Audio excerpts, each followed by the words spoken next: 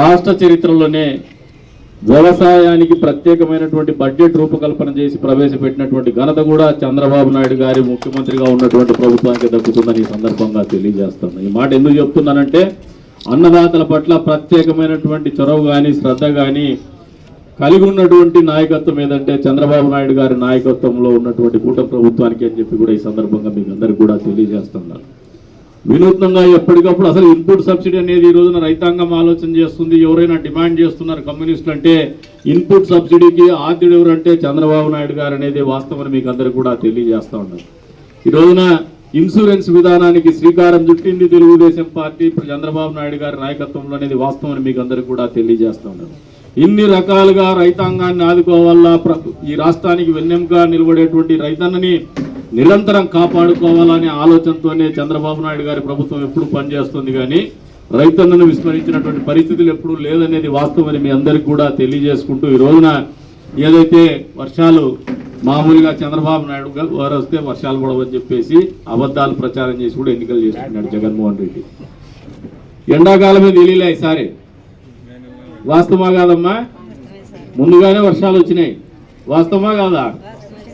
వర్షాలు కూడా సకాలంలో వచ్చేసి అసలు జనాలకు కూడా ఇబ్బందికి లేనటువంటి పరిస్థితుల్లో రైతన్న ముందుగానే మేల్కొనేటువంటి పరిస్థితుల్లోనే వర్షాలు కూడా కురిసినటువంటి పరిస్థితులు చూసినప్పుడు చంద్రబాబు నాయుడు గారు సుభిక్షమైనటువంటి పరిపాలన అందిస్తున్నారనేది వాతావరణము ప్రకృతి వరుణదేవుడు కూడా చెప్పకనే చెప్తున్నాడు అనేది వాస్తవం అని చెప్పేసి కూడా సాక్షి వాళ్ళకి తెలియజెప్తాను.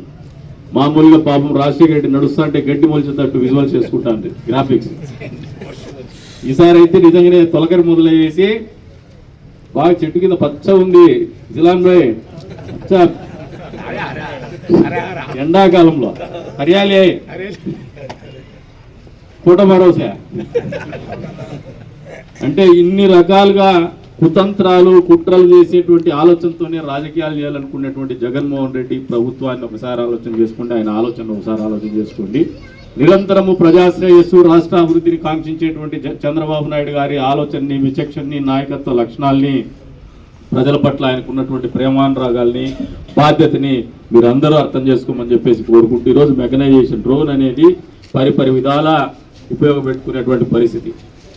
మామూలుగా కొన్ని విదేశాల్లో అయితే మందులు డెలివరీ ఇవ్వడానికి పోతాయి, కొన్ని హోటల్ నుంచి ఫుడ్ డెలివరీ ఇవ్వడానికి పోతాయి, బాంబులు వేయడానికి పనికొస్తాయి, యుద్ధాలు చేయడానికి పనికొస్తాయి. అంతే స్థాయిలో రైతన్నని ఆదుకోవడానికి కూడా పనికొస్తాయని ఆలోచన చేసి దాన్ని ప్రవేశపెట్టినటువంటి ఘనత కూడా చంద్రబాబు నాయుడు గారి ప్రభుత్వానికి దక్కుతుందని చెప్పేసి కూడా తెలియజెప్తూ ఈ రోజున రైతాంగం ఒక నమ్మకంతో ఉంది. మీకు అన్నదాత సుఖీభావ కూడా వేరుశెనక్కాయలు మీ ఇంటికి చేరి మీరు ఒలుచుకొని విత్తనాలు వేసే టయానికి ఆ డబ్బులు కూడా మీ అకౌంట్లో ఉంటాయని చెప్పేసి కూడా తెలియజేసుకుంటూ మరొకసారి ఈ సందర్భంగా మీకు అందరికీ కూడా అభినందనలు శుభాభినందనలు తెలుపుకుంటూ ఎవరైతే సోదరుడు వేణుగోపాల్ ఉన్నాడో ఆయన కూడా ఒక మంచి అవకాశం ఇచ్చినారు. యువతను ఆదుకోవాలనే ఆలోచన కూడా ఈ ప్రభుత్వానికి ఉందని చెప్పకనే చెబుతూ ఒక రోజుకు 5,000 రూపాయలు సంపాదించుకునేటువంటి వెసులుబాటు కల్పిస్తూ అది కూడా 8 లక్షల రూపాయల సబ్సిడీతో పనిముట్లు అందజేసి 5,000 రూపాయలు సంపాదించేటువంటి అవకాశాన్ని వెసులుబాటుని యువతకు అందించాలనే ఆలోచనతో ముందుకు పోతున్నటువంటి ఈ పథకం మనందరికీ రైతన్నలందరికీ కూడా ఉపయోగపడుతుందని చెప్పేసి కూడా మనస్ఫూర్తిగా కోరుకుంటూ మరొకసారి మీ అందరికీ కూడా శుభాకాంక్షలు తెలుపుకుంటూ సెలవు తీసుకుంటున్నాను. జై హింద్.